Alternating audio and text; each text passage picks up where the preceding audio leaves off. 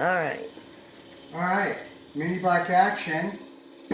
I'm working on the Vader some more. I went ahead and got the shock absorber they have on eBay. The one's about 65 bucks. On eBay, it looks like a Owens copy or a YSS copy maybe. Anyway, I have the shocks over here, and I knew that because I liked the spring rate that was on the Vader already. I liked the spring rate. I wanted to use the spring off the Vader in conjunction with this adjustable shock. So, and what I found was right away is that the two springs are different lengths.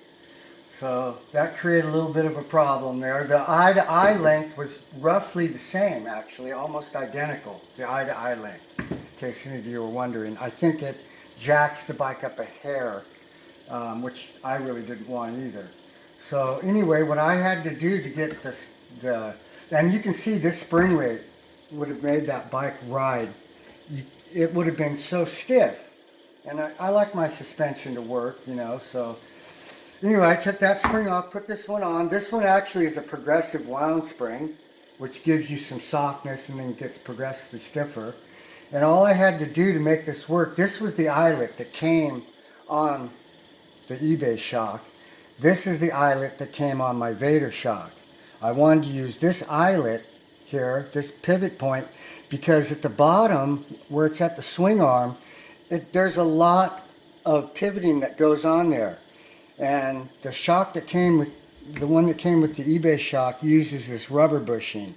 And I don't know if you guys know this, but when you have a rubber bushing like that, when that's bolted to the swing arm and that is part of the shock, the only thing that moves there is that rubber moves. There's actually no sliding surface. It's the rubber that's expected to move back and forth. So you can imagine after time that rubber's going to deteriorate and it's going to be no good. This is a little better. It gives you a little more direct to the shock. This is not going to wear. You can grease it. It's got a little bushing in there, I noticed. So it's pretty nice. So I put that on the end, and all I had to do, this is what came on the end of the shock up here. This was on one end as it went on there. I took that stuff off. This was the original cup that went on the end of the Vader. I had to take this cup and recess it. So I just took a piece of pipe, I recessed it down in there so this sat down in there, and it gives me the same eye to eye and gives me the same spring rate. So I'm real happy with the way that turned out. It mounts in the inverted position, which looks cool. Puts this up out of the way. I wouldn't want this yellow shock sticking out on the bike anyway. This thing sits up in there, so there's not this big gold thing under there, which, you know, gold's all right. But it looks pretty good in there. And I just wanted to tell you guys how that shock would work if you decide to get one on the Vader. You can stick it right on there, but I think it would ride so stiff that you would hate it. But I don't know. If you're a heavier person, this might be the way to go. But man, even if you're heavy, that's going to be stiff. So anyway, that's it for today. Thanks for watching.